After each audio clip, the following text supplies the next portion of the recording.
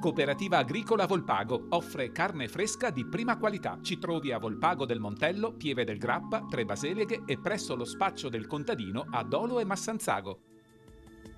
Bentrovati al meteo. Una perturbazione sospinta da venti meridionali raggiunge il nostro territorio. Il tempo peggiora. Vediamo il dettaglio di mercoledì 17 gennaio. Sul Veneto il cielo sarà molto nuvoloso, con precipitazioni inizialmente sporadiche, via via più diffuse nel corso del pomeriggio e in moderata intensificazione verso fine giornata. Le temperature minime saranno in aumento, comprese tra 0 e 3 gradi, massime in calo tra 3 e 5 gradi all'incirca. Spostiamoci ora sul Friuli Venezia Giulia. Anche qui il cielo sarà coperto con precipitazioni inizialmente a partire dalla costa e dalle zone orientali che si estenderanno in giornata un po' a tutta la regione.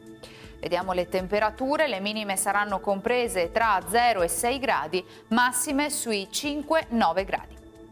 Infine diamo uno sguardo al Trentino Alto Adige, dove anche in questo caso non mancheranno piogge moderate diffuse un po' dappertutto, neve a quote collinari in progressivo aumento successivamente. Temperature minime sotto zero, massime sui 3 gradi. Dal meteo di Antena 3 per ora è tutto, grazie per l'attenzione. Arrivederci.